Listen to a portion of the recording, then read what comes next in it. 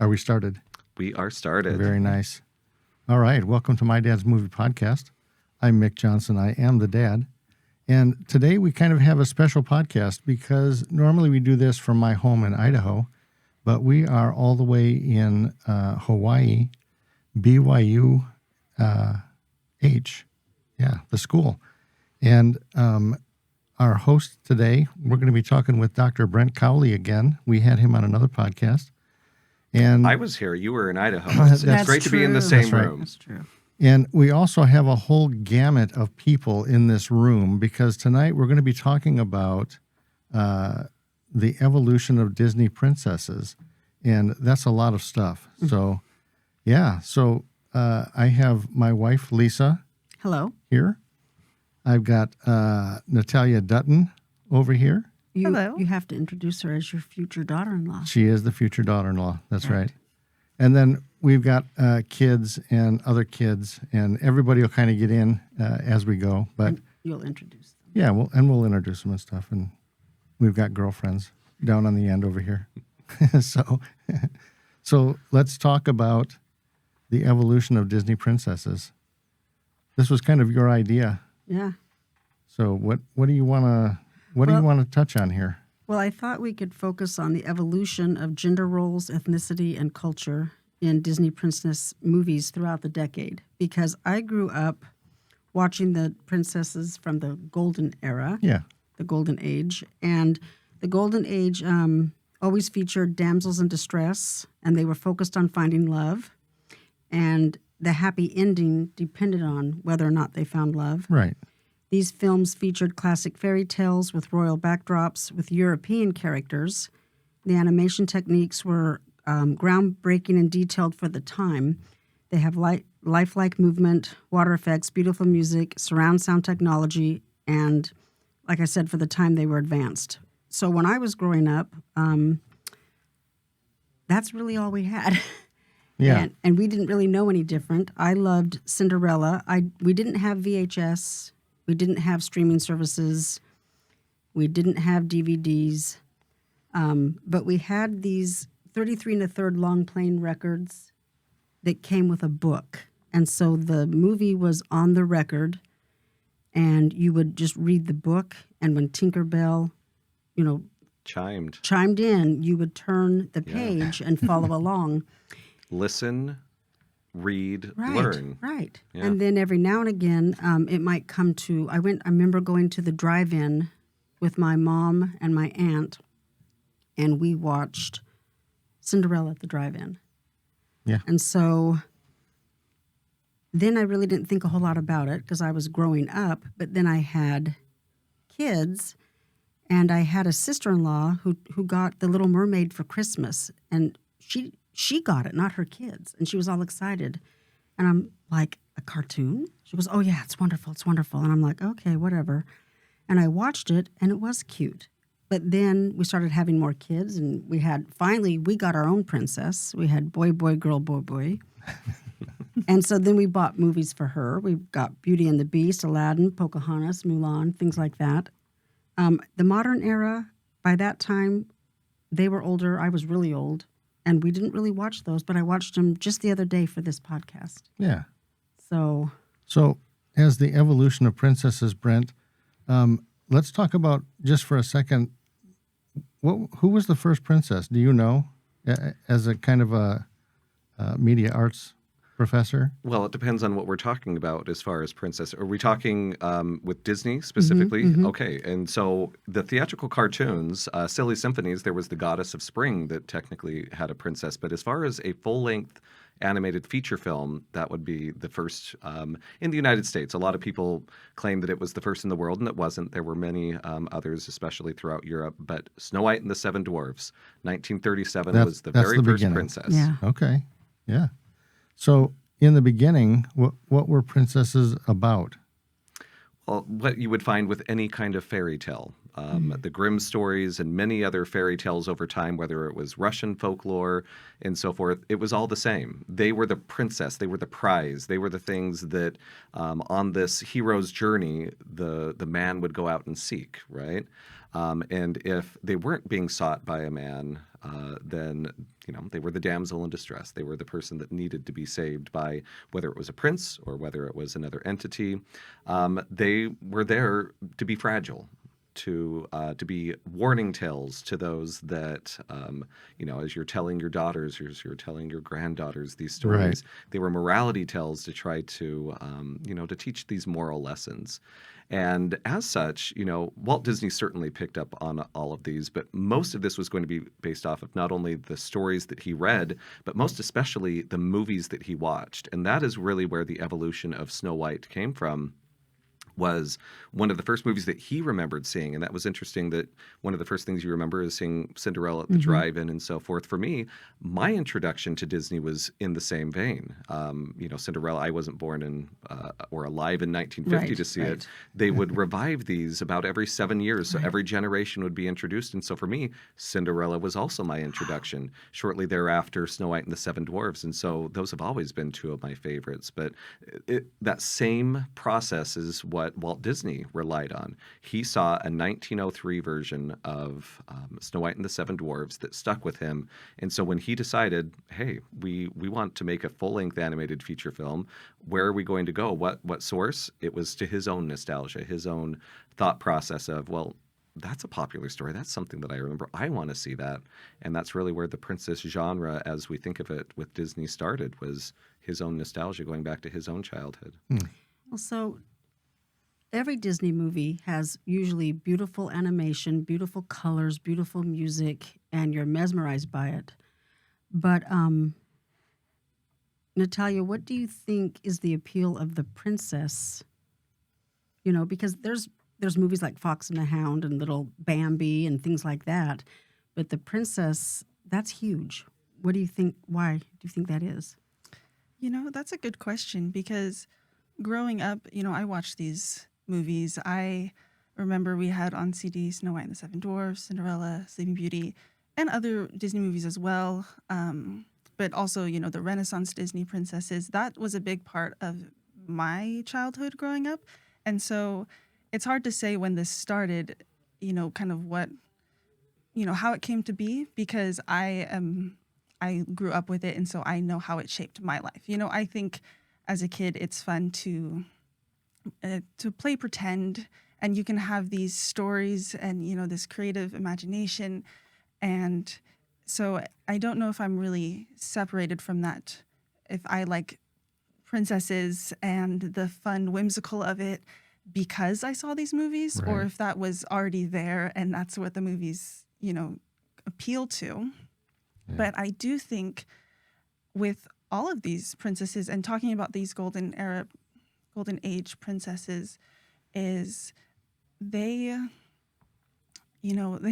a lot of these three princesses, they came from bad situations.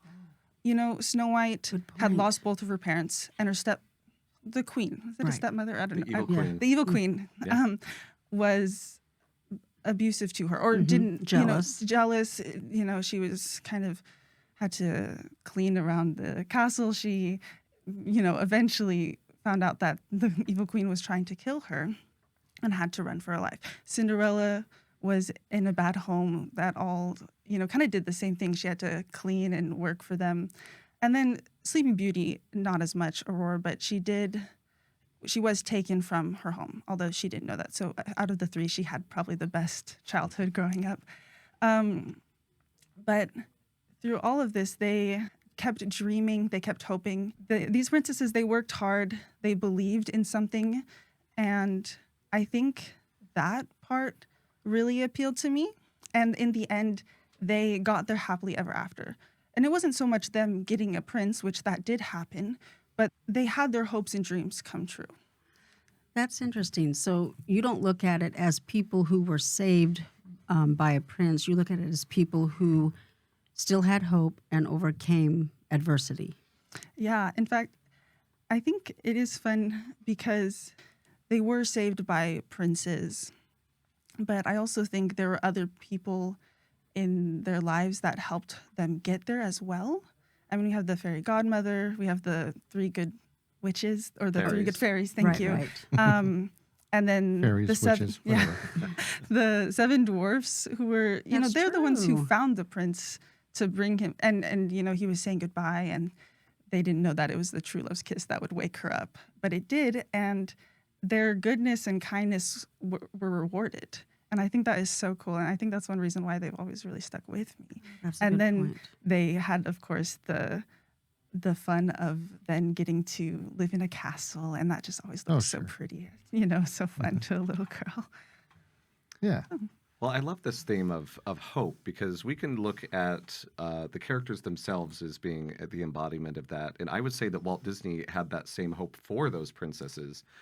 We've already mentioned Snow White and the Seven Dwarfs. He wanted to keep his studio alive, and Snow White not only was able to do that, it created enough money that they could create an entire new studio on campus, right, out in Burbank. But you could say the same thing with Cinderella. This hope of their studio during World War II. The only reason that we have a Walt Disney studio today is because the government came in and paid for most of their training films and so forth to keep them alive during the war. Cinderella was their first big hit that they brought them back, right? And Aurora and Sleeping Beauty, I would say, is kind of the same thing.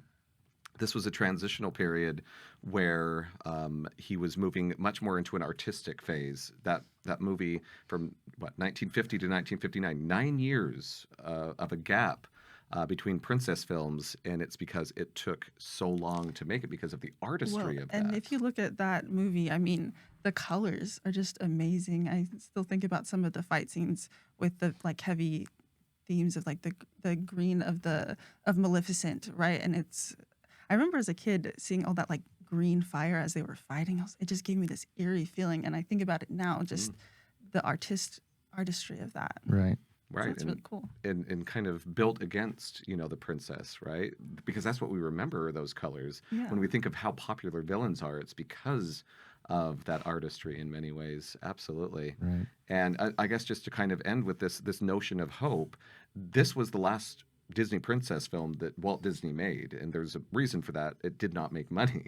It cost way too much to make, and he wanted to use this as a kind of a springboard towards his new goal, which was Disneyland. And the Disneyland, Sleeping Beauty, Aurora's Castle was at the forefront of that, right? But this notion of hope, of using princesses for whatever it was that he was trying to achieve, and that was different throughout time, and we can see that in each of the three princess films that you've mentioned.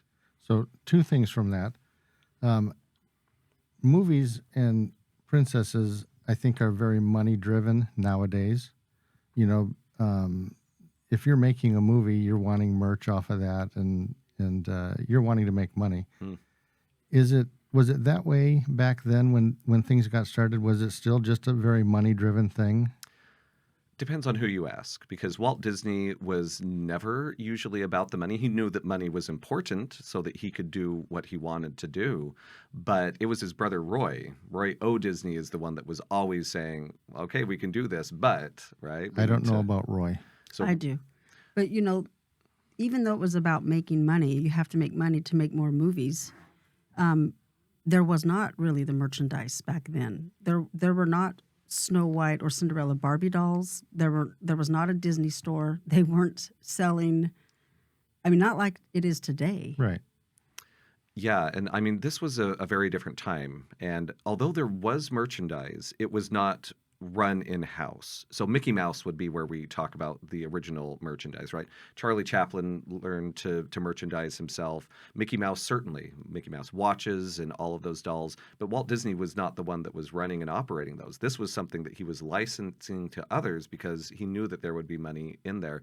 And you're absolutely right. With Snow White and the Seven Dwarfs, they didn't have any time to think about merchandise because they had put everything on the line just to make this movie that everyone felt was not going to work. Well, also, here's something else. I think consumerism wasn't as... It's different now than it was back then. Oh, for sure. Also, my generation, we catered our whole lives around our children. When I was growing up, that's not how it was. So they weren't really marketing to children. That came a little bit later. Like in the 70s, it started with cereal commercials, maybe, and then in the 80s, now you're selling maybe VHS. But that generation, my generation, it wasn't all about the kids. When we had kids, that's when it was, okay, now kids rule the world. Parents were going to do whatever they could for their kids. And that's where they started targeting and merchandising heavily all these dolls and all these, costumes, pajamas, comforters. I mean, there was none of that when I was a kid. The forethought that goes into that now, absolutely not the case back then. Again, Right. not only because of this consumerism, this was still during the Depression, Right. There was not a lot of expendable money No. that could be thrown around in that regard. I guess one other thing that I would say is a parallel that they did exist, but it was much more on a smaller scale. And that would be that Shirley Temple was at the premiere because they knew how to sell this story as, hey, if Shirley Temple is there, this is for children. Shirley Temple dolls were kind of all the rage at that time. But back then, you didn't have 7 dolls. You had a doll, Right. and it might be Shirley Temple. And the same thing with princesses. Once they started getting into this groove, now, number one, the Walt Disney Studios did not own the music rights. For many, many years, they still didn't. And so that's where some of the ancillary market would have gone, is selling sheet music, selling the records and different things. But even then, that just was not a part of the culture, as you were mentioning. Right. Then the other thing I was curious about was back in the old days, Disney princesses, it was men that were creating these stories, right? And based on, what they thought women were supposed to be. Yeah. So is that kind of why we have started seeing a shift towards something completely different? Well, There's just more. I'm excited to talk about that. Right, we'll get into that, The later but- eras, Yeah. But that's going to be when we bring on our other special guest. So Natalia, who is your favorite princess? That is a good question. I feel like it's changed a lot, and I really love admiring, kind of like I was talking about earlier, their motivations and drives. I think, especially the ones we just talked about, I would say Sleeping Beauty or Aurora. Mm-hmm. I really love her, just kind of, especially seeing at the beginning as she's having fun in the forest and singing and walking. I just always thought that was just so fun to watch, and her dancing. And I've always really loved to dance. Nice. But and I've always really liked that movie and her and Prince Philip. And so I think that was my favorite. I really love that movie, but I think my favorite was Cinderella. Cinderella's very good. Yeah, I loved all the side characters. Lucifer, Yeah. and he All had the animals. Yeah, he had a bad attitude. Bruno. Yeah, they were adorable. It was fun seeing them, how they really helped with the plot along. They weren't just kind of fun animals, but they did a lot of the stories. And I liked the Wicked Stepsisters and the Wicked Stepmother. You need a good villain, and she had 3. But it was very sad because they were supposed to be her family. So that was kind of heartbreaking. And it's interesting that they become cultural icons. Yeah. People love dressing up as the evil or the wicked stepsisters. Wow. Yeah, it's interesting. You go, especially Halloween at the parks, and there are many people dressed up as those. And they tried to change Anastasia, especially in later iterations of Cinderella, to make her In the well, sequels. yes, Yeah, she's she the kind of nice gets one, a right? redemption arc. Mm-hmm. Really? Yeah. That Which is must be interesting. one of the newer ones that I haven't watched. Yeah, one of those direct-to-videos. Yeah. Number 2, what was that one? Dreams Come True or something, and then a Twist Wrinkle- in Time. a A Wrinkle. Twist. Yeah. We do not the know. third one. Well, Twist in time. I'm about to pass it off, but first I want to talk about when I was a kid in the 70s and 80s, there kind of weren't a lot of princess movies made right then. Disney seemed to focus on live action things, and we had Herbie the Slug Bug, and we had The Ugly Dachshund. We had a bunch of animal movies that became big, and I think they had Fox and the Hound, and they focused. 81. Yeah, they focused more on animals or objects. So there just weren't a lot of princess movies around. And if they were in the live actions, it was the 50s during that era that they wanted to emphasize those. But again, those princesses would have been in The Sword and the Rose. We're not talking these big princesses that we eventually would see coming into the Renaissance era Correct. for sure. All right, so why don't we have Ellis and Haley come on to talk about Renaissance era? Natalia and I will leave. So we talked about the Golden Age, right? That's what we started out with. Yep. So now we're going to move into the Renaissance era. Disney movies representing a rebirth of critically and commercially successful films. The shift returned to animated classic fairy tale type stories, and the animation and sound techniques were improved upon by computer animation. Computers came along. Nice. Let's see. Female leads were strong, independent, but they were still paired with a male counterpart. So we've shifted people now. My wife stepped out, and Natalia stepped out. Now we have Ellis, and we have my daughter Haley. Hello. Yeah. So let's talk about the Renaissance period for a minute. Ellis, you were saying that you hated it.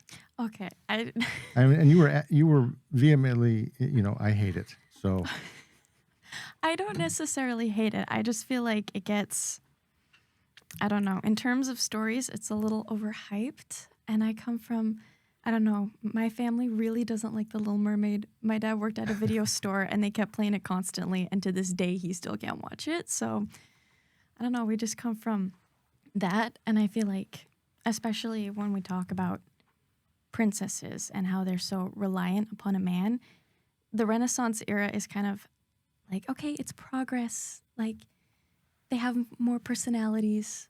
And I think that that's great.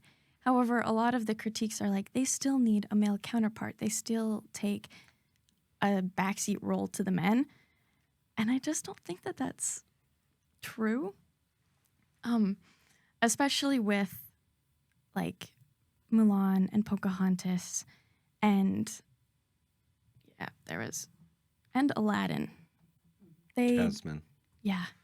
I actually really like Jasmine, but specifically with Aladdin, the main character is a man. This isn't Jasmine's story, but because I think she's like the Disney princess, it just kind of like becomes her story. And it's like, it's Aladdin's story. And yes, she finds happiness because of a man, but a man also finds happiness because of a woman. And so it's not just about, like a woman's place is only to be with a man, but it's also kind of saying that a man's place is next to a woman as well, which I don't think is necessarily bad. I mean, it's just, again, going back to the original tale and things, but... Yeah, very heteronormative in that way. And I like that Definitely. pairing that you're talking about, because Beauty and the Beast, it is that pair, right? Mhm. It's not Aladdin and his princess or Aladdin and Jasmine, right? Where is the pairing in that regard? But Mhm. yeah. It's like it has positive and negative benefits, but So why the shift? Why did they shift into that? Why the shift in the Renaissance? So, I mean, the Walt Disney Company was known for certain things. And from the 1970s, well, pretty much since Walt Disney's death in December of 1966, everyone said, Disney is known for something. Let's just keep it going. The princess films, as was kind of discussed, they weren't a cash cow at the time. They were well known for it. They were recognized critically for it, but there was not a lot of merchandise at this point. But moving into the Renaissance era, we have to understand that now we are having individuals like Howard Ashman, Alan Menken, those that wrote the music for these newer ones. They grew up with Disney. That's what they remember. Their nostalgia. So where Walt Disney had the nostalgia for his early visions of Snow White and what that could be, now they have early visions of what animation could be, especially from a musical standpoint. And they wanted to bring that in. And so when Howard Ashman, they had made Little Shop of Horrors and several other Broadway hits, they came to Disney and they said, hey, come in here and create something new. And that's kind of what they based this on. But again, they were basing it off of what they remember, what they loved. And it was these kind of damsels in distress still. So you still despite had the you fact still that had they're to have the independent. man, right? Well, I mean, a lot of these are based off of these. No, we have to mention Disney does not want to pay anyone for the rights to stories. So they are going into the public domain. And that public domain, if we look at any of these fairy tales or these, Aladdin based off of 1,000 Arabian Nights or whatever it is, they're going back to these original sources and they're sticking with them. Because Disney is known for creating the ultimate version, right? No one thinks about Cinderella with her stepsisters cutting off her the ends of their feet, because Right. the Disney version is the ultimate version, right? And so that is kind of the direction that they're taking with these, is that they're coming in here, but they're Disneyfying them, right? They are looking at it very heteronormatively, which is, interesting, because Howard Ashman was not heteronormative in his own life, right? Right. But that is the tradition. That is the standard. And at Disney, that's what you're going to get, is these counterparts, starting, of course, with Little Mermaid, Beauty and the Beast, Aladdin. Even, one of the things that we should hopefully talk about at some point are all of these princesses that don't end up in the line of princess. Like, why is Nala not a princess? Right? Why is Meg, who is going to be married to a god, why is she not considered a princess? And I hope that we can chat about a little bit, like, why, yeah. what elevates you to this The princess status, right? Yeah. But yeah, so it was just that unique era for sure. Yeah. So, Haley, do you hate the Renaissance princesses as much as Ellis? How do you feel about it? To be honest, the only one that I really paid attention to growing up was Mulan. Oh, yeah. I watched it, I felt like, over and over again. I even dressed up as her Yeah. during Halloween one time. I have pictures. Yeah. Because I just pictured myself being Mulan. I feel like I'm a pretty brave individual, and what she did for her dad. I can just picture myself doing that for you. Oh, yeah. So, sorry. You're good. Yeah. So you're absolutely right. Brent, you were wondering which princess I liked the most, and I think I really like Mulan a lot. Probably for the same reasons that you're talking about, Haley, is there was something about it that I loved the character. I loved the strength. She still was very loyal to her family, but she knew what she had to do so that her father wouldn't have to go to war. She knew that he would die, right? Yeah. And so she was not only doing something for her country, but she was doing something for her family at the same time. And yeah, I really liked that part of it. Yeah. I feel like maybe out of all the princesses, Mulan was the one that I just related to. She was the most sassy and the most strong-willed, and willing to be loyal to her family and do anything for her family. And The Little Mermaid, I mean, I'd watch it, but I still felt like she didn't really stand up for herself, and she let a man dictate what she would do. And that's just, not really something that I've ever done in my life, or something that I've wanted to do. And so, well, she just wanted legs. That's all she cared about. yeah, she was willing to give up her voice for that. And I would never give up my voice for some legs. So, I mean, what's so interesting with Mulan in this regard is so loyal, brave, and true, right? Mm-hmm. Those are kind of, if we look at the newer versions with the songs and so forth, she is someone that breaks against many of those tropes, which is probably why you that stood out to you. But she's also technically not a princess. Yeah. So tell me a little bit more. That's why I did my little air quote of princess, because she's technically not considered princess. Yeah, but she falls into that because of, again, that loyal, brave, and true. It's more based on theme sometimes rather than actual royalty or lineage. I mean, I know Natalia has more of a knowledge base about how the people fall under princess or don't fall under princess, but I mean, I can kind of see why they base her as a princess, just because towards the end, when the one in charge of China, he pretty much just dabs her as, like, you're gonna be like in charge. Royalty in pretty much. Okay. What I'm trying to say. And so I think with him giving her that royalty pretty much makes her a princess, even though she wasn't born royalty. So I can kind of see that's why she's falling under the princess title, maybe. So. Interesting. Ellis, what else you got? I don't know. My sisters and I really liked Mulan too. That was I I always remember watching that on DVD with all of the bonus features and things. Mm-hmm.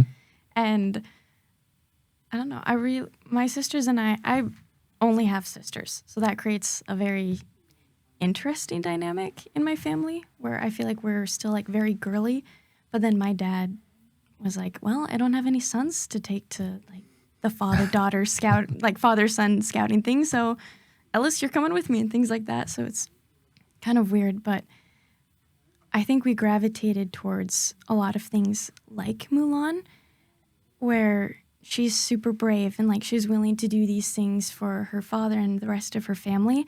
And that was something that my sisters and I really looked up to.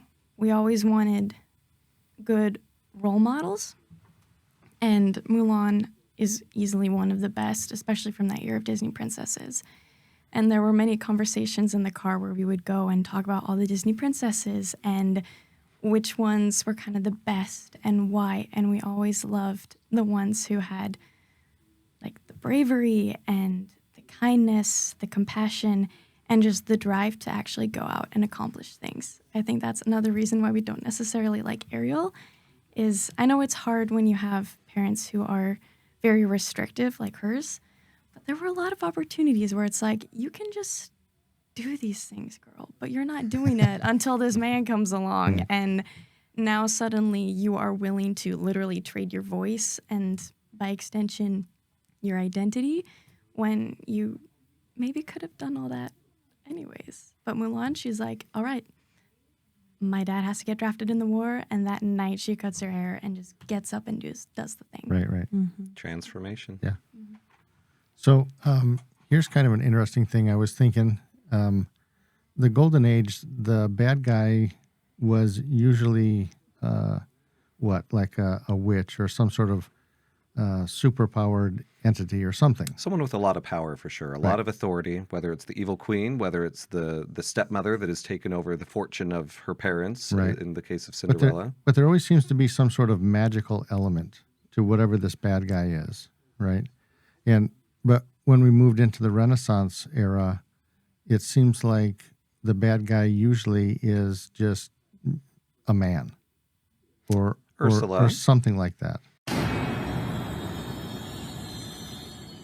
Ursula, Jafar, Scar, Radcliffe we haven't talked a lot about Pocahontas. No? Yeah, thoughts on Pocahontas? Another princess. Now, she is the daughter of the chief, so fits much more Yeah. squarely in this notion of a princess, but how do we feel? Pocahontas. My sisters and I never really liked it and never really watched it. It always rubbed us the wrong way, and then we got older and learned more about Yeah. history, and we're all like, okay, that was probably why. It was a Romeo and Juliet story. They thought they had a hit on their hands, except that there are historians in the world that we're going to push back, right? Haley? Yeah, I only watched it maybe a few times growing up, but it was kind of annoying how she would, push back and be sassy with John Smith, Yeah. and then in the end end up marrying him, and I'm like, but he was the bad guy. He was trying to fight with your people and everything, but yeah, that was just very frustrating towards the end. It kind of goes back with the whole Little Mermaid Ariel, where, she ends up being with the guy that, she gives up everything for. She gives up her people and, her tribe and everything.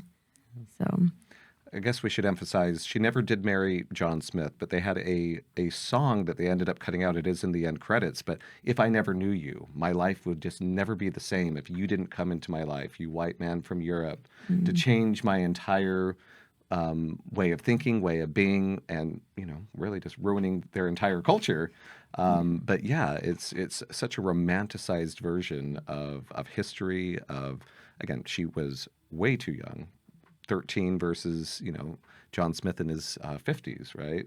In reality, so just a very unique way of for Disney to kind of take that historical Right. story.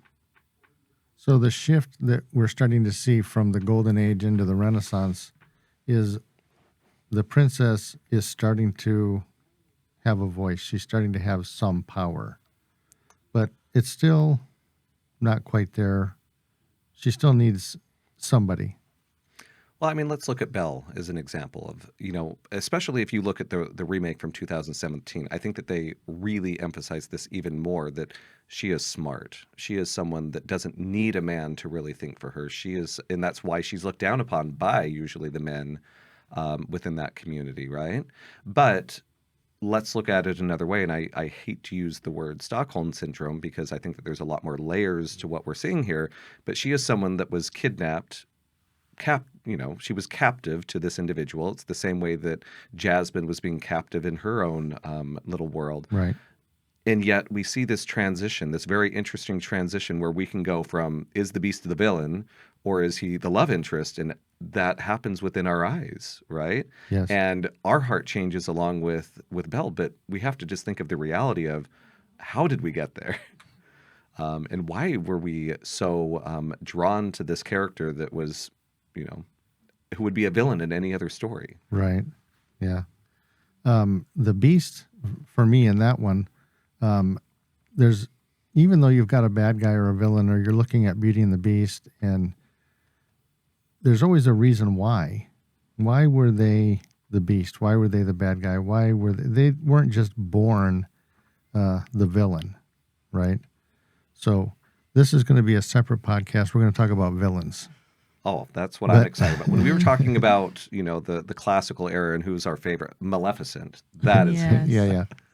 But, you're right. There's a transformation there because in the beginning you just see the beast. He's the bad guy. He's, but as the story goes on, the beast changes in our eyes and how we think about him because we start to learn about him, why he's that way. So it makes a difference. Yeah. Ellis had said something interesting about how she was annoyed that Ariel was willing to give up her voice for legs. And I thought, that's like a huge message about a woman who's not going to speak her mind. She's going to give up her voice for something that she is going to settle for almost. Her voice was her most important thing. And I think that's the message is your voice is how you express yourself. It's up to you to stand up for yourself. Well, why did she want the legs to begin with?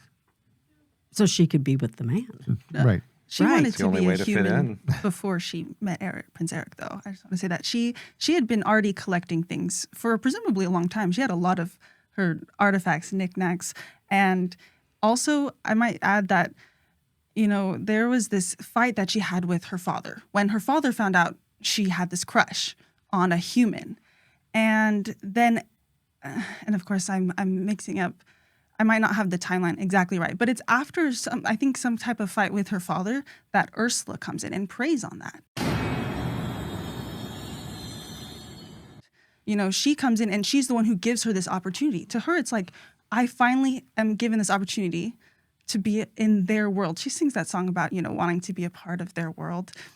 And she makes, what we can see is, why are you going to give up your voice? Why would you do that? But in her, I think in that moment, she's just trying to attain that dream. And she realizes later how many problems. Well, that's another part of the story is the grass is always greener on the other side. Maybe there was nothing wrong with her life, and she wanted to be something other than what she was. And so her voice no longer became important in order to assimilate into, another culture, something that she wasn't. Which is the exact same theme of Little Mermaid 2, which is now she has a daughter that is human, and she's like, but no, I want to be a mermaid, right? It's just the inverse of that, which is the grass is always greener. Right. But that also speaks to how life works, because this always happens when you rebel against your parents. You get paid back with children who rebel against you, and they want what you didn't want. Right. Well, and I think that going back to what Natalia was speaking about with the father, it's when he destroyed all of those items is when she ran. And Ursula, who, if you look at the lore of this, may be Triton's own sister who was cast out of the palace and so forth. But if we look at this, she psychologically used everything against her. Again, we were talking about what can I do to take her most precious possession, which is her voice, which does more than just take that precious possession. It also makes it very difficult for her to achieve what she wanted to begin with. Right. Ursula didn't quite. Right. She She didn't didn't quite deliver. foresee where this would go, right? Which is why she sent the eels after her to spoil it. And then I wanted to say something about Pocahontas. I remember when that came out, there was a lot of hubbub about how it was not factual. People were very upset because they said, John Smith never married Pocahontas. This never happened. And I remember the music was wonderful, the colors were beautiful, and my kids were interested in it. And Haley may have said she wasn't into Pocahontas, but she did have a Pocahontas birthday party with all the bells and whistles. Didn't we all, though? Yes. But one thing I told people was, I know it's not historically and factually based, but I really don't care because my kids are being introduced to history. They're going to find an interest in it. And then eventually, maybe they can learn the real story. And that could make them interested in the real story. I mean, it's like when you watch Titanic. That didn't really happen like that, but it got, Spoiler alert. Fiction based around history, right? We have a Right. historical event, Right. It's- Gladiator. There was a Right. Colosseum, but was there a General Maximus, right? But I think it gets people interested in a certain subject, and then they can learn more about it. Maybe their first introduction is something that is trite and simple and not very factually based. But I didn't care. The music was great. My kids liked it. I was okay with that. Well, you're making sales also. They got to put stuff on the screen that people want to watch, Yeah. and everybody wants to watch. And it can't just be a documentary And about they reality. want they want a happy ending. Yeah. They don't want to really know what happened. Well, and this is interesting in this era that Lion King was supposed to be the throwaway movie. Like, nobody wanted to work on that. Everyone wanted to work on Pocahontas. Lion King became the biggest film of all time, and Pocahontas again is. I think that one thing that we need to remember is the Stephen Schwartz, the composer of Wicked, did the music for Pocahontas. It is not a lack for wonderful music. Well, I mean the lyrics in this regard, but yeah, just it's a hard one to balance when they are messing with history the way that they did. But now let's segue into why she's a princess. Technically, maybe her father was a chief, but I'm wondering, was she made a princess so they could be more inclusive?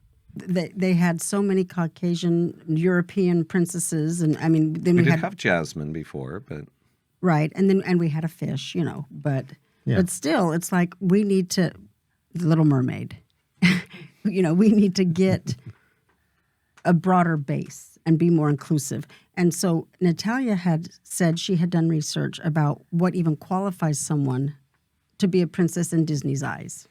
Yeah, so obviously there's lots of Disney movies and media that have princesses or princess type characters that aren't an official Disney princess. And there's some in the lineup that aren't princesses. And, I don't know as much about if it was them trying to be inclusive, which I think is great. And then also some of them, like with Pocahontas being a chief's daughter, the princess might be more, like it's a different term for it, but they are a similar equivalent. They kind of have a role of royalty.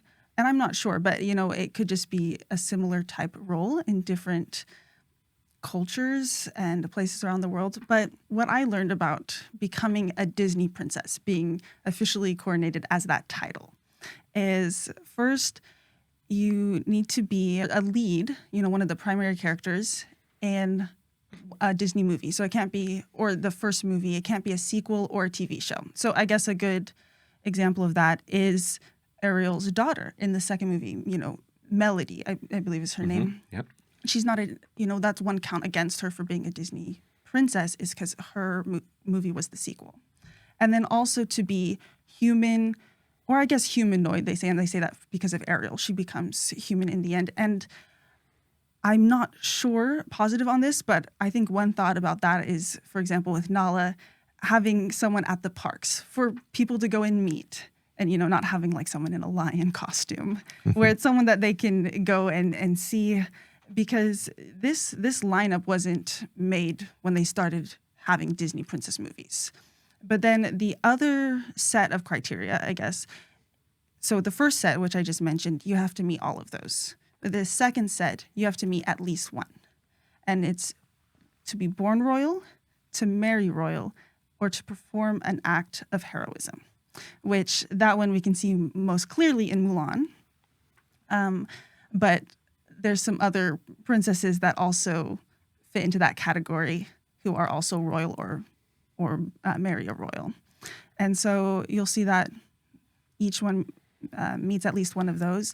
And then the third set, or I guess the third part, it's just one thing. It's something that they can merchandise too. Exactly, which something I they can think- market. And we talked about some that didn't make the list. I think you had mentioned some before. And Well, Elowin, Black Cauldron, is a perfect example of that. The Yeah. Care Bears movie made more money than the Black Cauldron. So, of course, they're not going to put Elowin in the princess line.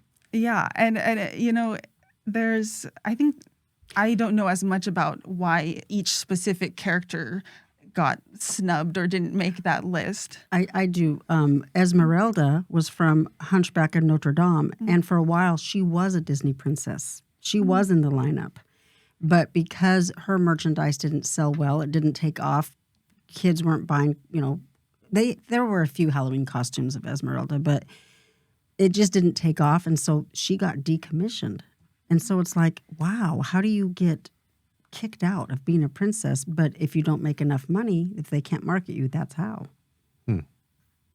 Yeah, there's lots that we can talk about with the financial incentive on this, because we're going to get into an era where the Disney princess is the modern era where, there's one every other year. Even during this era, we had quite a few throughout this decade, but even they took a break, right? Knowing that you could only sustain this for so long. Right. Well, let's segue into So we're going to move into the modern era. So we're seeing this transition from, what is it? Renaissance. What was the Golden Golden. Age into the Renaissance? We're seeing women, they're getting a little more power for themselves. And then we're going to move into the modern age, and we're going to see even more. Right. So I'd like you to stay there, and I'd like Brent Ava. Cowley's daughter, Ava, to step in for a minute. Ava, do you want to go over there? So the modern era of Disney princess movies shifts from finding love interest to featuring strong, independent females who are tenacious, brave, and confident. None of the princesses in this era is looking for a male counterpart to complete themselves. The focus is on pursuing personal goals and self-acceptance. There is a strong focus on different cultures and regions of the world. And so we kind of have a little expert who knows about this era, who's even done her own little documentaries. I think That's right. a couple of them. And that's Ava Cowley. Your dad sent them to us, and we watched them. Oh, yeah, really? I watched Yeah. one twice.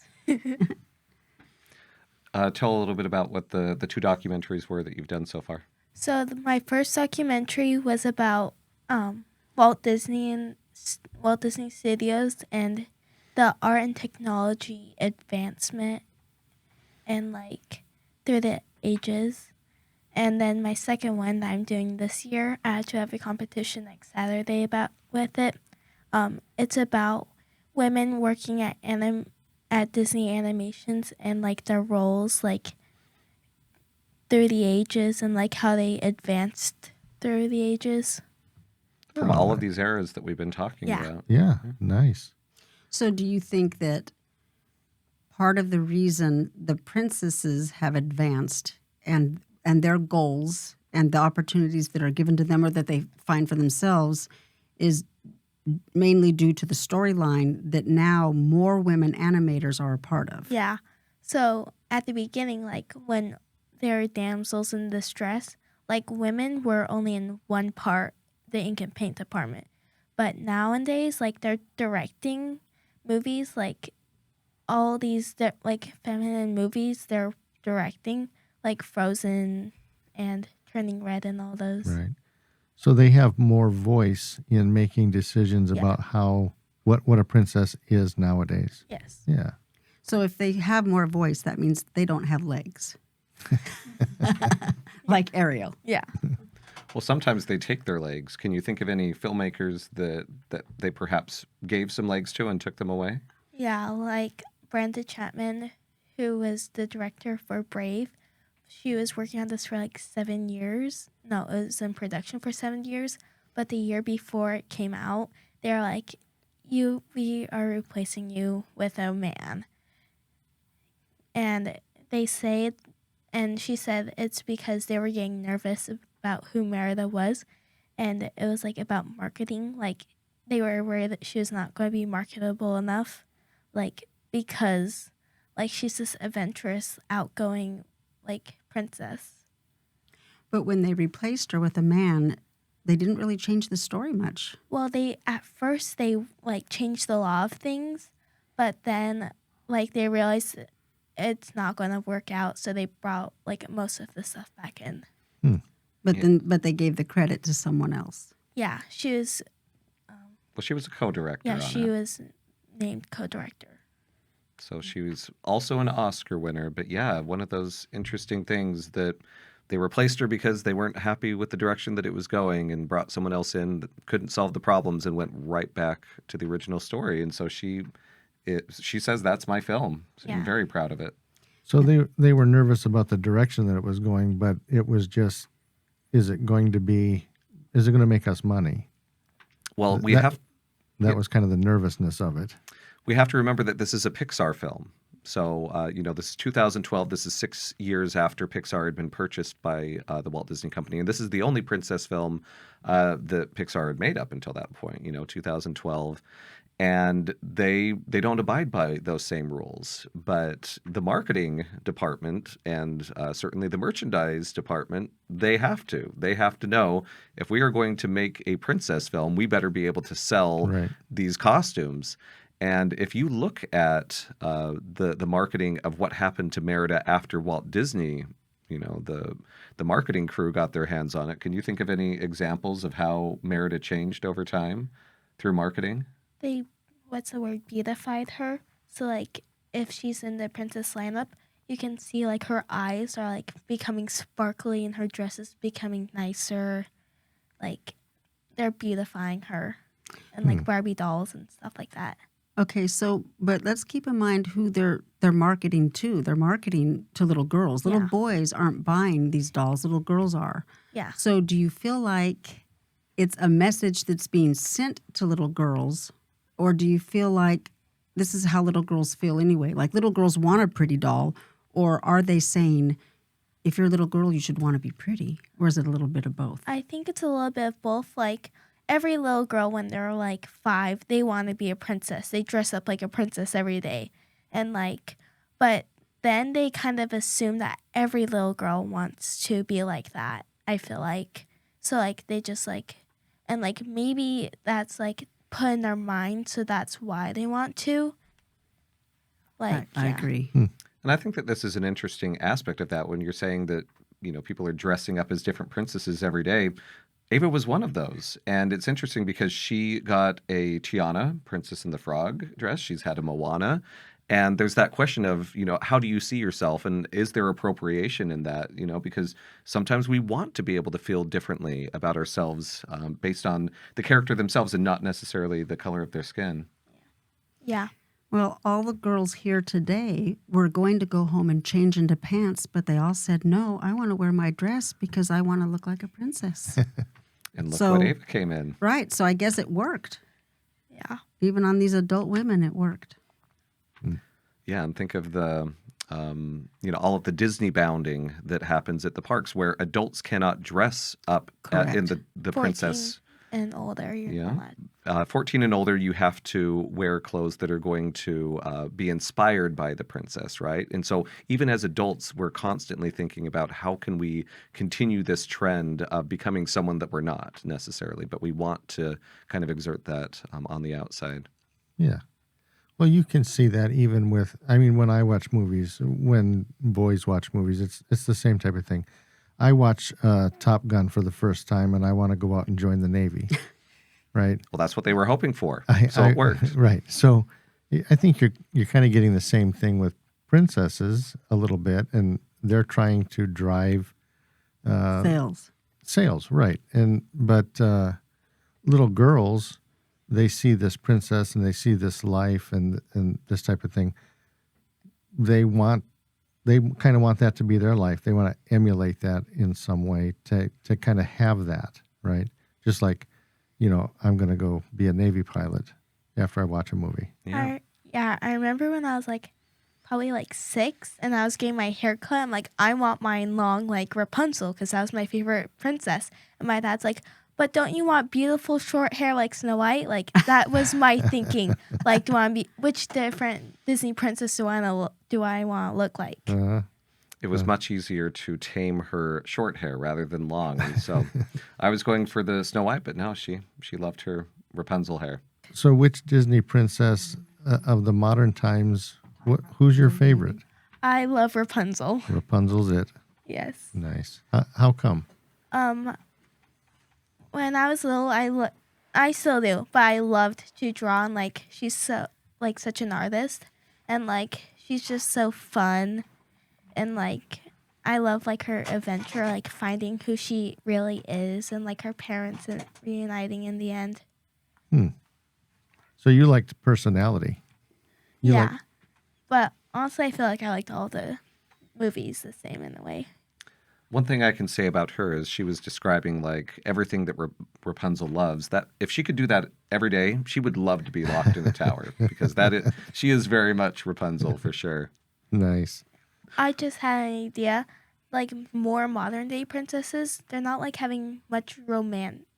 Like Frozen, not until Frozen 2 is there like much romance in a way. Like I guess towards the end there's Kristoff, but like it's more of a sister story of love, sisterhood, more than like romance. And like Moana, people always pair Moana and Maui as like a love couple, but they're not actually. Definitely a switch. And I would say that Brave, started that trend much earlier, but during that same era. But yeah, Princess and the Frog. I mean, if we're looking at the princesses of this era, we have to look at the transition of, again, when Pixar was purchased by the Walt Disney Company, John Lasseter came over to the Walt Disney Animation Studios. And pretty much what that meant was that all Disney and Pixar movies ended up tending to be pretty similar. But one of the things that he absolutely brought with it was, number one, he tried to experiment, and he brought a princess movie back in hand-drawn animation with Tiana and Princess and the Frog. It didn't quite work. Hand-drawn animation kind of fizzled out because Tangled is really that movie that people latch onto. It's the new modern version that, I want to be like her, right? Right. And so, yeah, we have to kind of look at this transition that Disney and Pixar is kind of becoming one, and the Disney princesses are all part of this political, economic new drive. Is this new? Absolutely. We have to look at this new modern Disney. This is the Bob Iger era.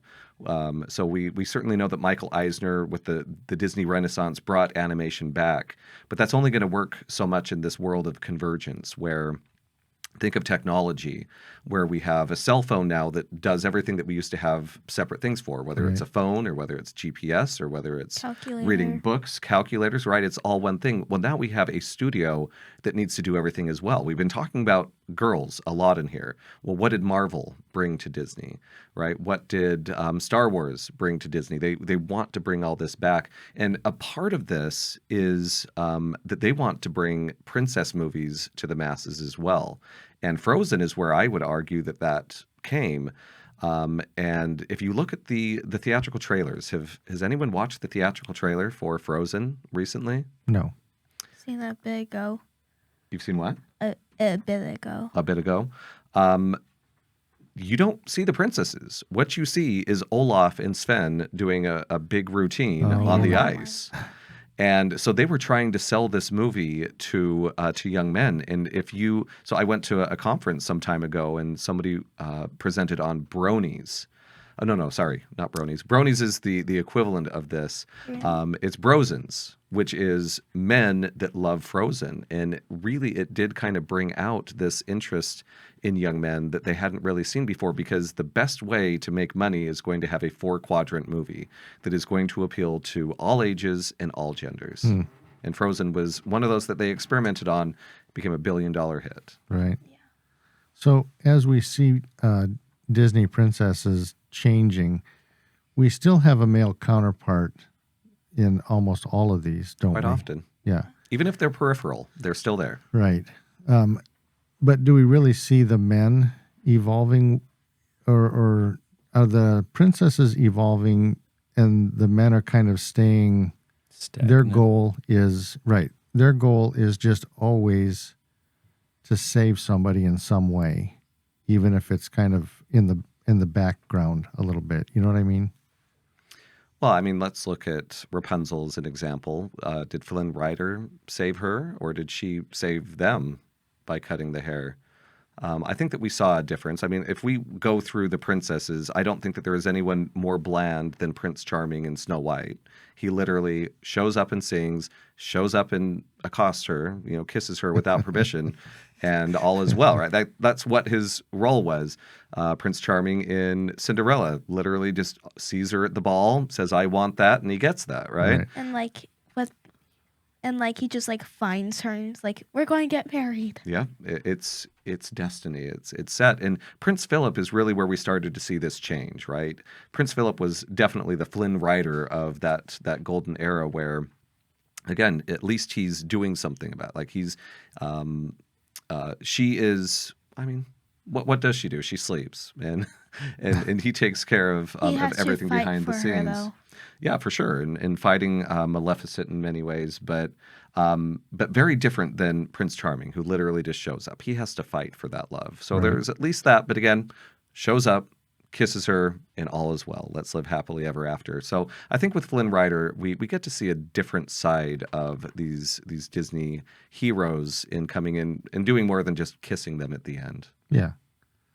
But I still kind of feel like the underlying part of the male is still to kind of be there to save somebody in some way, even if in Tangled, she cuts her hair and she saves everybody.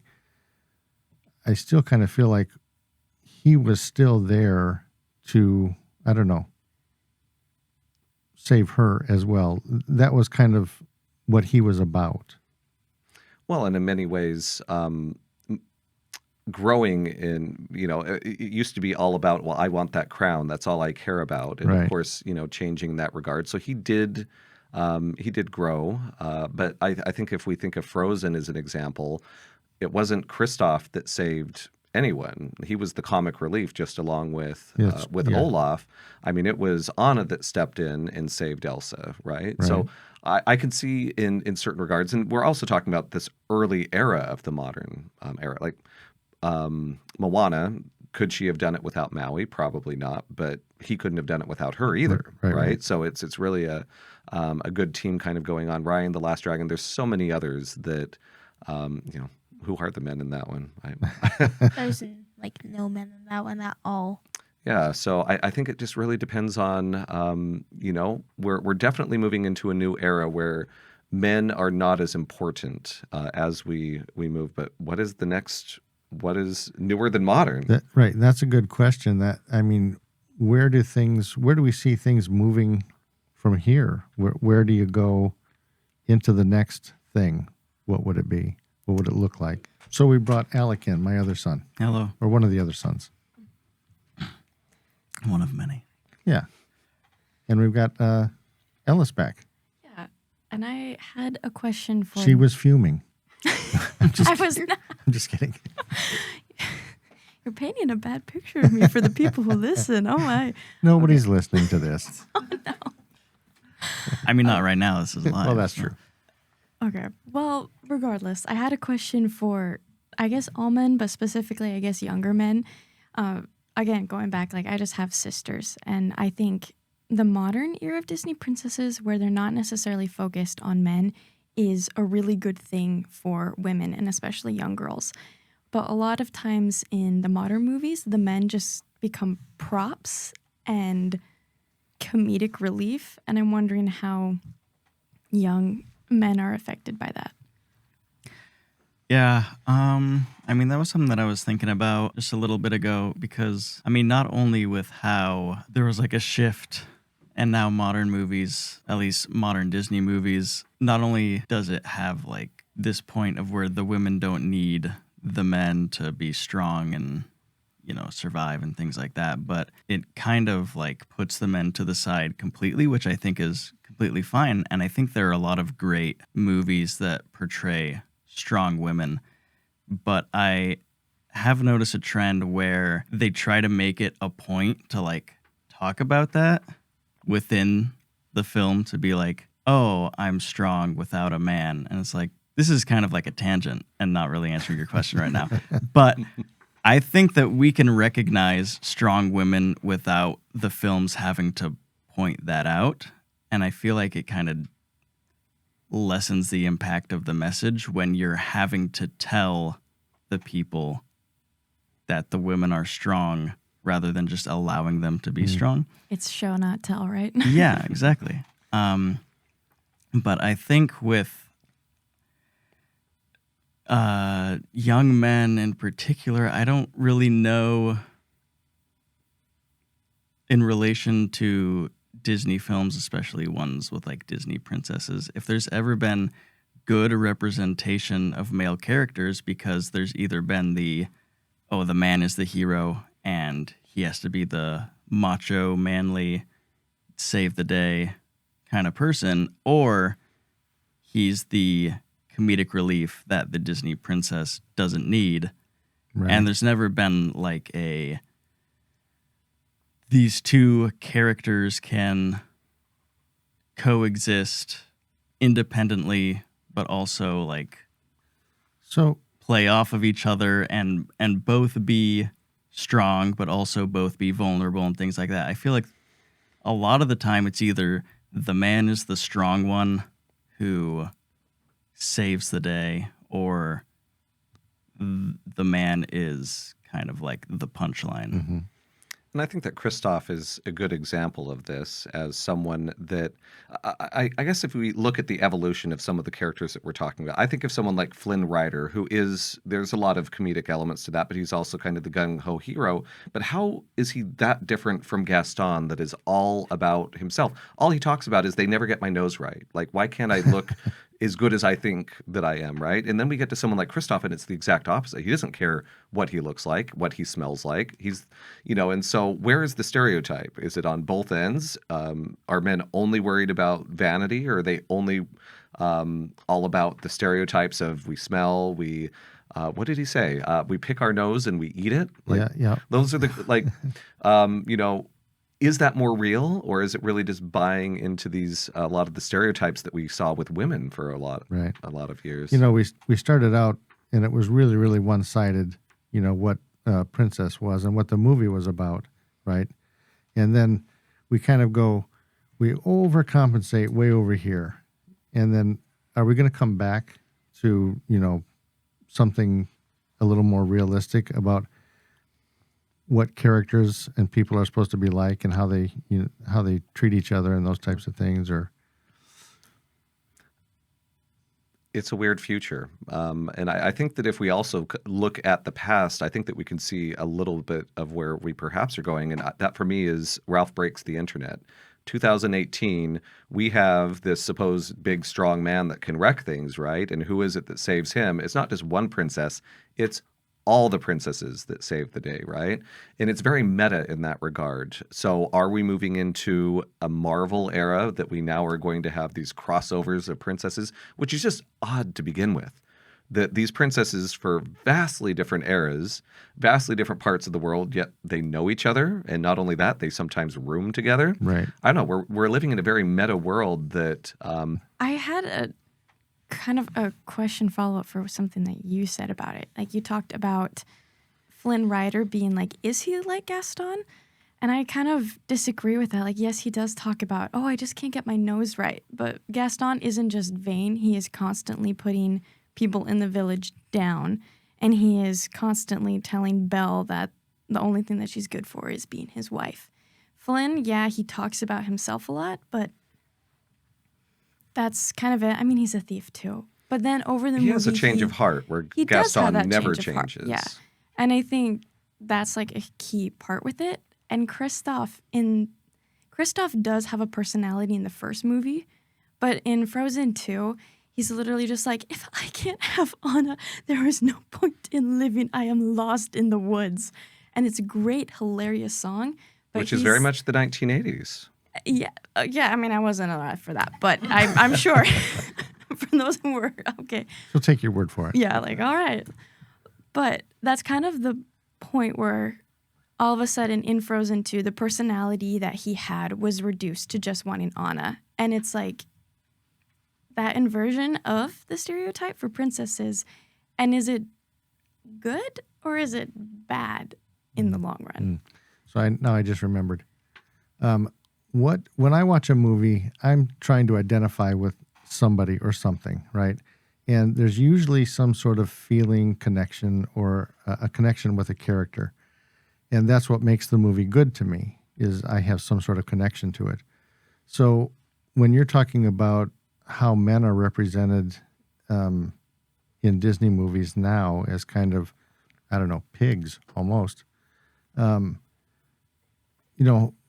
men go to watch these movies, or young men go to watch these movies.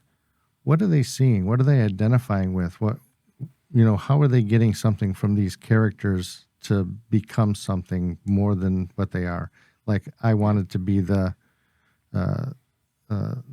pilot after watching Top Gun. It moved something in me, right? So what are they getting out of these? I think that, at least when it comes to like teenagers, young adults, and things like that, it's easier for them to find something that they identify with. But when it comes to younger people, especially, people, I'd say like below the age of 10, it becomes less about what you identify with and more about what you watch that shapes your identity. Mm-hmm. And,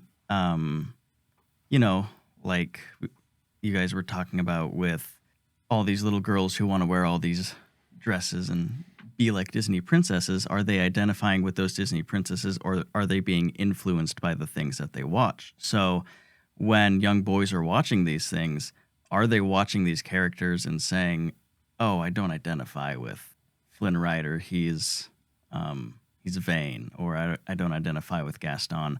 Or are they watching it and are they adopting those personalities because that's what is being presented to them as male characters?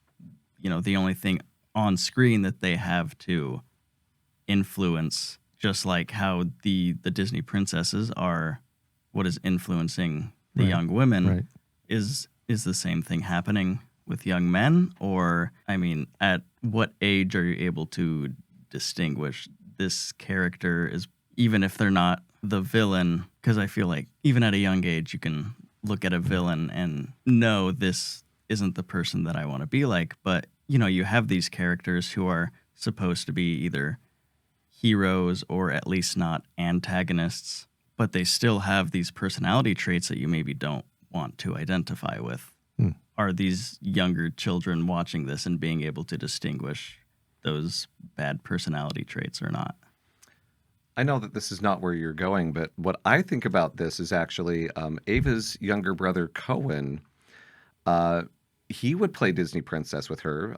Ava had every Disney princess lineup, and I think that a lot of it was that she was telling him, hey, get in these different dresses and so forth. But after a while, as they grow older and you start thinking about gender roles and, norms in society, you start to question. I think that men do, especially young boys, do identify with particular characters, but are quite often, just like Jasmine and many of the princesses, they're held back from expressing not necessarily the feminine traits, but really just the personality traits because, oh, well, no, that's That's a Disney princess. You're a boy. You have to like cars. You have to like these different franchises. And I know that I've gone to Disney parks and I have seen young boys dressed in Disney princesses because probably that same thing. Like you can identify with someone and not see it totally described based on these gender roles that society has, created for us. Segue us back in. Well, Dr. Cowley was talking about, was it Wreck-It Ralph? Yeah. Well, Ralph Breaks the Internet. Oh, Ralph Breaks the- 2018. Okay, I didn't see that. Again, I didn't have kids at home, so I wasn't going to watch something like that. And we have lives. Right. But you were talking about Disney princesses who shouldn't even really know each other. Now, of course, that show you're talking about isn't real life anyway. So, I mean, Sure. they don't. Yeah. They can do whatever they want. They can do whatever they want, right? It's So not just like to it's kind a- of describe what That this was is. the part for, This like, is the little internet, girls. right? So this is Right. the internet where we get to see a visualization of this. And so the Disney era, so Star Wars is in there. We get introduced to all these characters, and then there's this princess store that Vanellope, so one of those princesses that doesn't have princess status, but yet she is a princess, Correct. walks into this room, and they're kind of describing, like, now who are you? And she's like, well, I'm, and kind of describing all of this. Oh, are you this? Are you this? Are you this? Oh, you are a princess then. I have because the quote. Oh, here go it ahead, is. Ava. Okay. Does she have magic hair or hands? Does she have animals? Do animals talk to her? Was she kidnapped, poisoned, or enslaved, or cursed? Does she have daddy issues, or does she have a big, strong man to solve all of her problems? Oh, so they're telling her you don't qualify because you don't fit into any of those criteria. No, she said, I'm a princess. And they're like, well, or like she's like, I may be a princess. And they ask her these questions to see if she actually is a princess, like if she qualifies. And the end one is the only one that fit her. So she didn't have all of those things, but is a big, strong man trying to save you all the time. And that's But Ralph. And so she says, yes, what's up with that? And yeah, you So- are a princess. The wordings that they said is, does everyone assume that a big, strong man came to solve all your problems? Yeah. I guess I'll have to watch that one. Oh, you are in for a treat, because that's when we were talking about the future. It is so meta. It is like so much in the zeitgeist of where we are in this world, where we're getting everything in snippets. We're getting a lot of universes where, like the MCU, that characters are coming together that we would never have normally seen together. And in this case, we have princesses that are all a part of the same world, which Well, I Well, didn't watch that one because you didn't send me a documentary by Ava Cowley that inspired me to watch something like that, because Okay, next one. all the Disney movies I watched recently, I crammed. Like it was like finals week for me too, Nicholas. In the last week, I and watched. look, she's here and not tired. Yeah, I watched all those movies because I knew I would have this expert on to talk about all these current movies, and I had not really seen or paid attention to any of them. And I don't think we talked about what you thought about those movies. You talked about how we got there through Disney animators, but you didn't really talk about your personal thoughts on those movies, really. On like all of the Disney movies? Just those last from the modern era. Show her the list. I got the list right here. Modern era. Yeah. So I grew up on those movies like Princess and the Frog, Tangled, Brave, Frozen. Like those four, like I grew up on those. So like that, I love those movies. I don't watch a lot of them as much anymore. Sometimes with my little sister, but I don't watch them as much. But I love watching them because like that's nostalgia to me. Like it's fun to watch them. Like I'm a little girl again, but then like Moana comes and I'm like kind of getting older, and but I never really liked that one anyway. So like, but like a lot of these ones that I grew up on, so like I love watching them. Like, yeah. Are you old enough to have nostalgia? You're 13, right?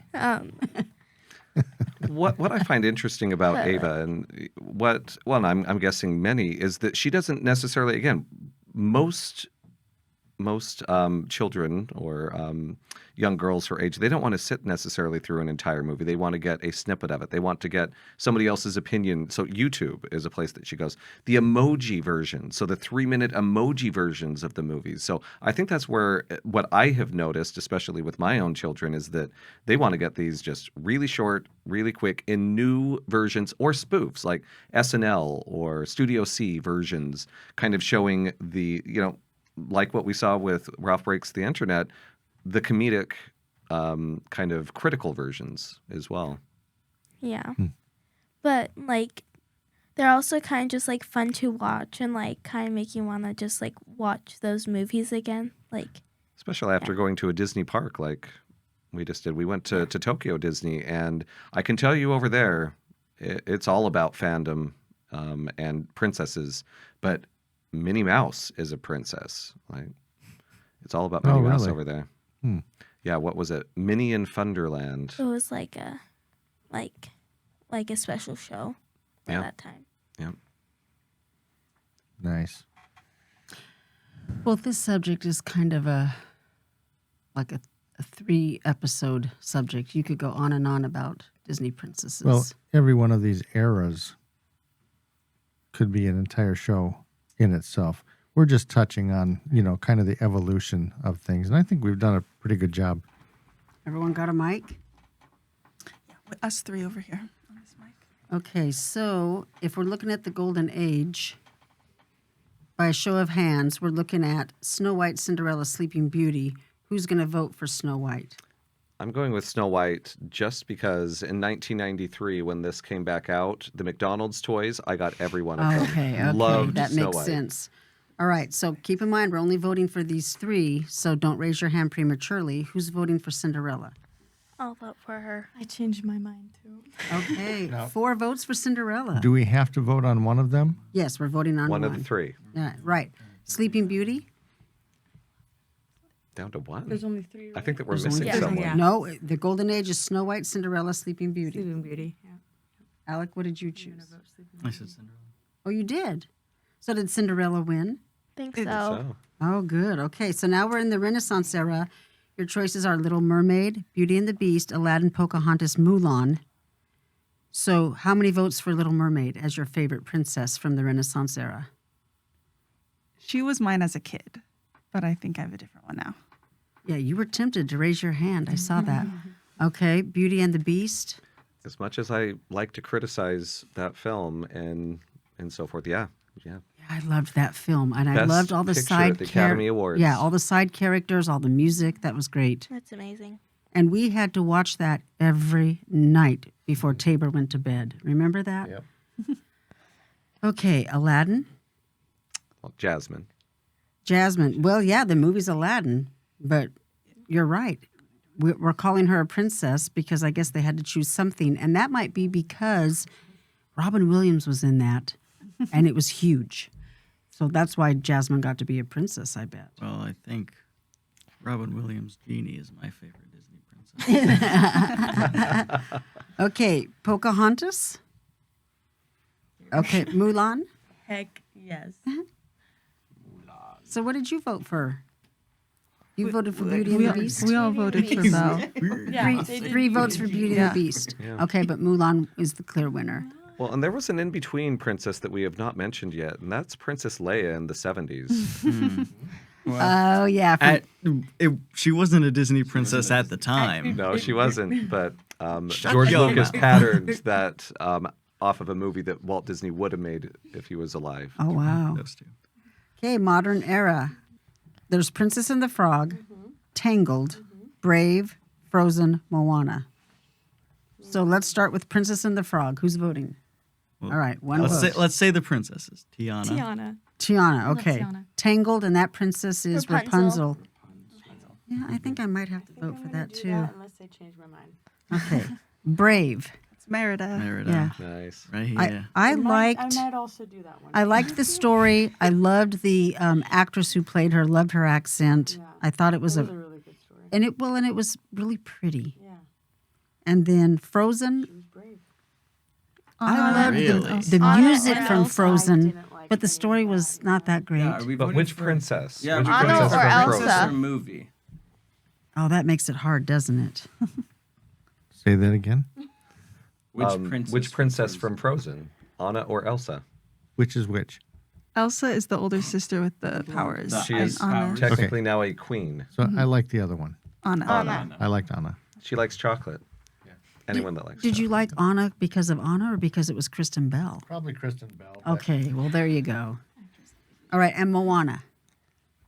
We're literally like in Hawaii. I know this is I actually know, this is really sad, but bad. you know I what? really but in did. this other lineup, it's I did not like We're Moana. gonna cut this and then now say Moana again, and we'll all read. Yeah, we're all in. No, That's a good idea. I would But like listen, to say, I don't like Moana because there was one song. It was just like the same song over and over and over. You're welcome. The story was kind of weak, There were two- and I didn't like the characters, the side characters, and there was really no connection, nothing that pulled at the heart to make me. I wasn't that sad when the grandma died. I wasn't. Alan Tudyk was a chicken. Alan Tudyk was I will say I really liked the music. I mean, there's some I didn't like as much and some I really loved, but I did like the callbacks to different points. And plus, I also knew one of the groups that they worked with to make the Polynesian music. And I do really like Moana. It's just hard with all of these princesses to narrow it down. And you know, we have different ideas of what makes a certain princess our favorite, and you know, we didn't even get to touch a lot on all of these, and Right, so right. So what's the lesson and what's the takeaway? From which one? Don't mess with Maui when he's on a breakaway. One thing I will say, we are here in Hawaii, and having taught a Disney course, the movie that by far was written about and beloved more than any other, obviously within Oceania, is going to be Moana. Right. So I think that it just really speaks to them culturally. But the one thing that from the criticisms that I know that a lot of people have is that it's reduced to what culture? Like there's so many cultures that are, it's this notion of convergence that we were talking about, that it's like, well, is it Hawaiian? Is it Tongan? Is it Samoan? Is it Aotearoan? Whatever it is. And so I think that in some ways it's hard to identify with something that is unidentifiable. Well, and that brings up a good point about each little girl growing up, which princess she may identify with. I think you identify the one that's most like you. I like Cinderella, blonde hair, blue-eyed, Caucasian, where was she from? France? France. Yeah. That's the one that I liked and wanted to be like. And so but I'm very grateful when I see Moana and I see Pocahontas and I see Mulan and I see Jasmine. I'm grateful for the diversity and all the other princesses because I want every little girl to feel like a princess. yeah, I would say when Moana was announced, I guess I think I first heard about it when the trailer came out, but when that happened, I was really excited, being Samoan and knowing a lot of that culture. And so I love, kind of like you're saying, there is a lot of different kind of cultures or different the representation kind of brought together. And I did get really excited to see the Samoan things. And also the other ones are really cool to learn more about or just to kind of see that. And so I know that can be really exciting for people when they get to see that on a screen. Yeah. So let's revote. Who would put Moana? Raise your hand. Yeah, Moana. Yay for Hawaii, yay for Moana, yay for Polynesia. Yay for Natalia. Yay! No, but it's all of these different princesses, even though we've talked about kind of them in their eras and the similarities, and they do have a lot of common themes throughout. It is really cool to see how they pulled from different cultures, from different ideas and different situations. There's actually quite a lot of different stories that you can learn from the different princesses, and I think that's really cool. So, this has been a good discussion. I don't know what we talked about. There was just We'll figure it out. There was a lot of stuff here. I got a lot of editing to do.